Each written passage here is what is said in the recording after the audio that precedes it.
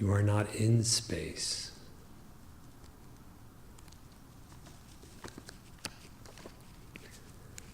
I am with the directions as my apparel, Digambara Mukha, or clothed in space.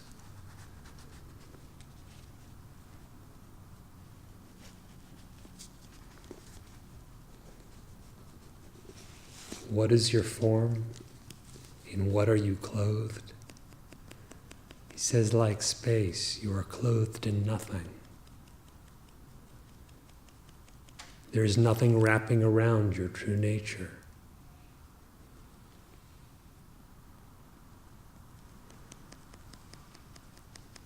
The Swarupa, or true nature of the self, is formless, veilless, sheathless. Nothing covers it. The space-like consciousness is spread all over.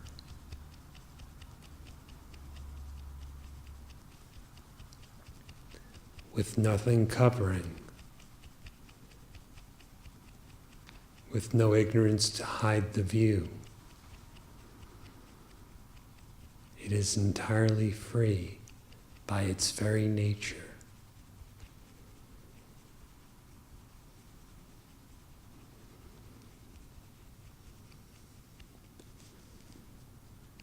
A body is a covering, and a body has a covering.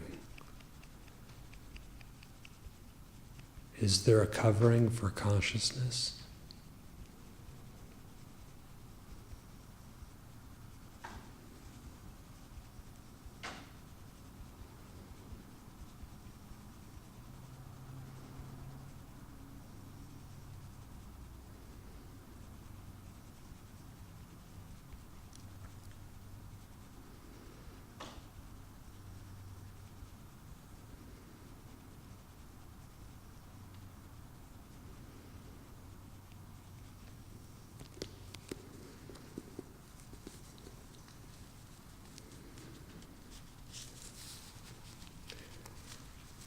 Verse 45.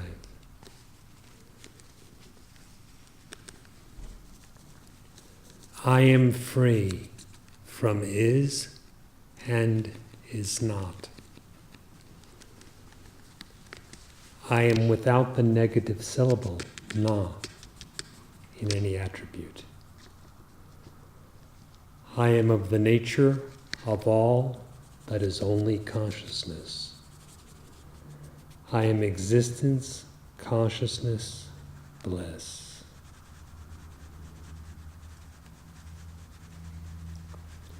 I am free from is and is not.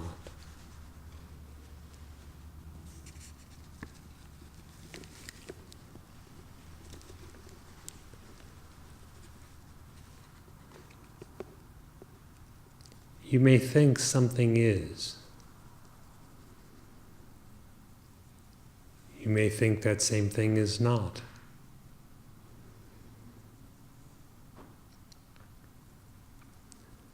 Both are mere conceptions.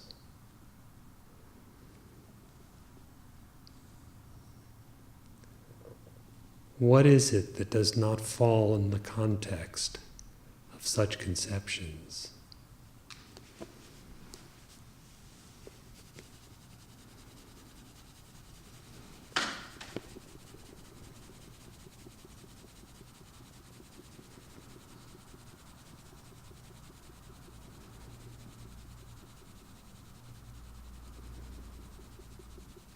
Look for this within yourself.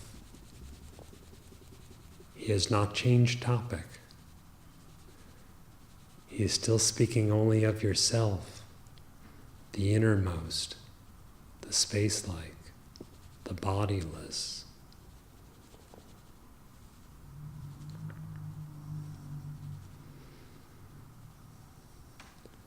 You may think the self is, but it's quite beyond that. You may doubt and think the self is not, but it is quite beyond that.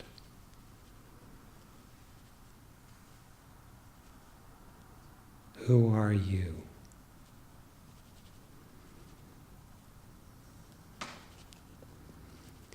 You may think the world is.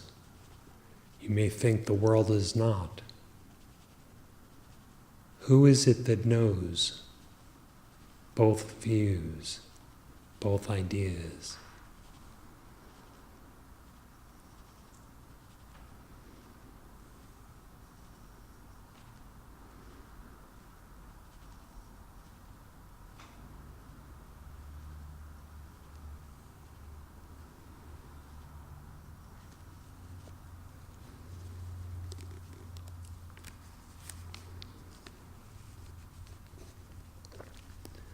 I am without the negative syllable, na. That is, in English, un or ah or some other negative syllable to define as an attribute. Although the self is defined primarily in scriptures such as this, in terms of negation, this is just instrumental in the course of spiritual instruction, so that the aspirant turns within and realizes what his true nature really is. The self itself has no attribute, not even a negative one. We could say it is entirely attributeless, but that brings in the same negative attribute.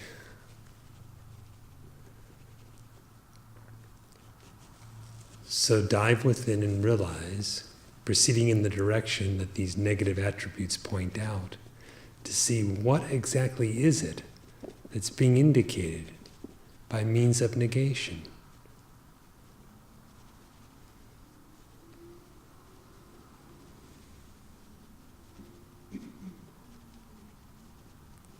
When it is said that the self is worldless or bodiless or even egoless, it is not meant that one should go on thinking, I am worldless, I am bodiless, I am egoless. What is it that's being indicated by such terms? Worldless, bodiless, egoless, beginningless, endless, etc.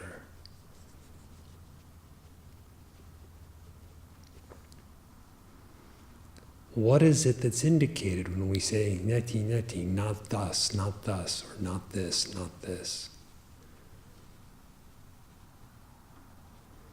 That which is being indicated should conclusively realize itself,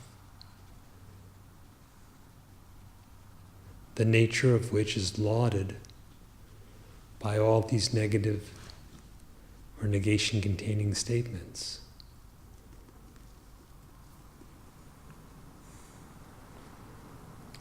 This is a different understanding of negation than I think I had, and that is, it's almost like the ego was going to start throwing kind of stuff out of the raft or something, but it was going to still stay in the raft. But the negation doesn't really seem to happen that way. It's a matter of when I know who I am, then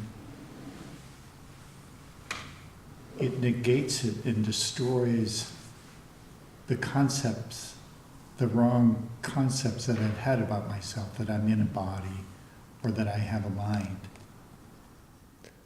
Then the raft and the sailor are both gone.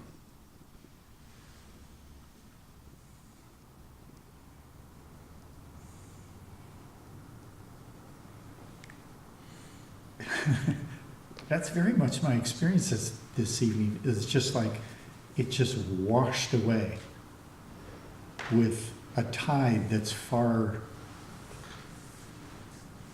more potent than any individual could conjure up.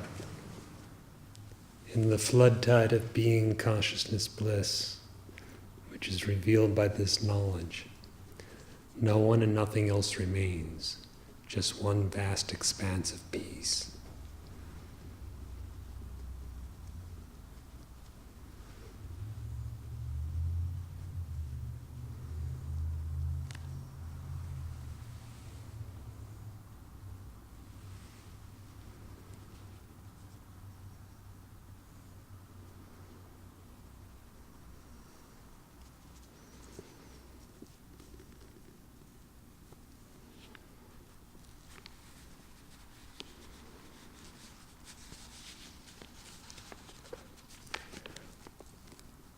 I am of the nature of all that is only consciousness.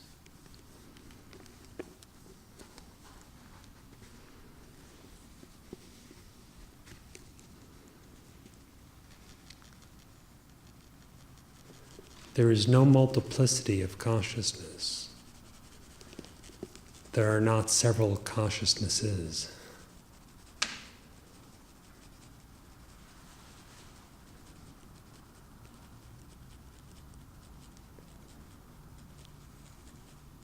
The consciousness that is the self is the all consciousness,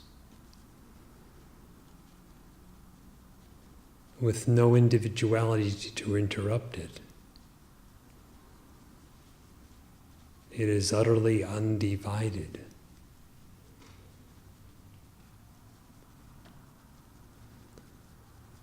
This consciousness, the self, which is all consciousness, is only consciousness.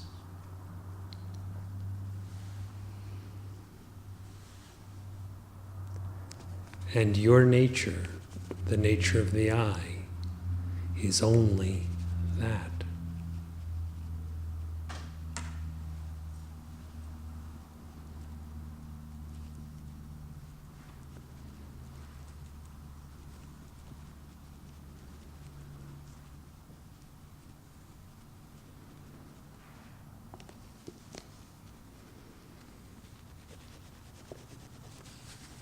If you think in terms of your consciousness and some other consciousness,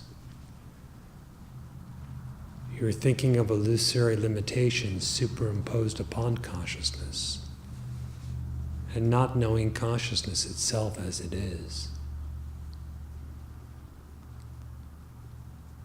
As it is indivisible and undifferentiated.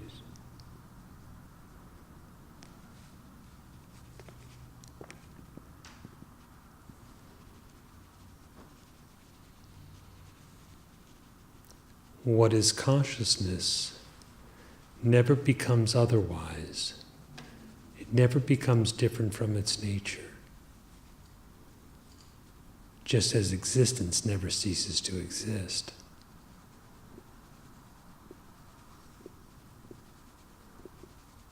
Find that in you which is only consciousness.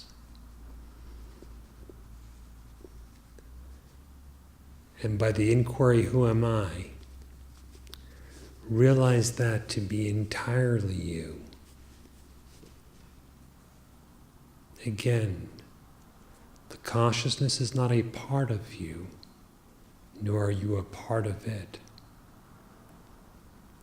The consciousness is one and complete, and is entirely you. You are entirely it. Let there be no delusion of distinctions. If there seems to be distinction, inquire, who am I?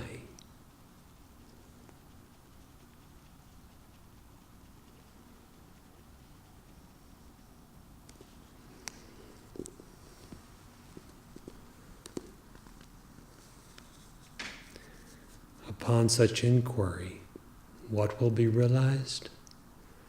Ribhu says, I am existence, consciousness, bliss.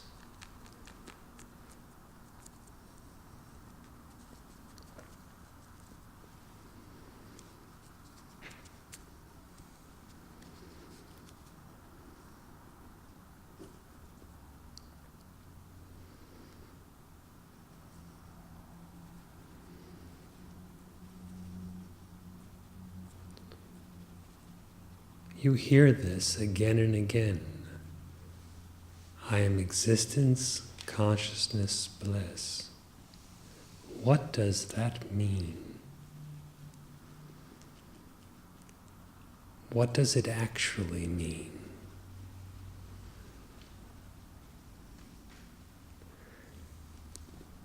If you are existence, consciousness, bliss,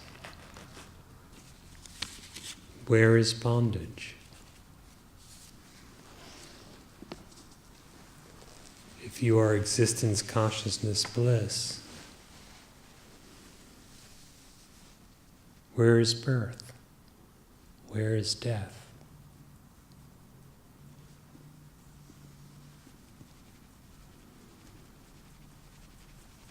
If you are existence, consciousness, bliss,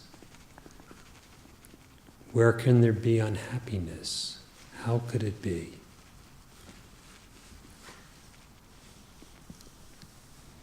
If you are existence, consciousness, bliss, how could there be ignorance and the delusion that proceeds from such?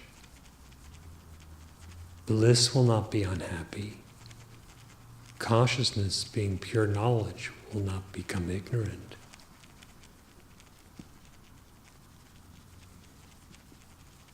As for being or existence, it is unborn and imperishable.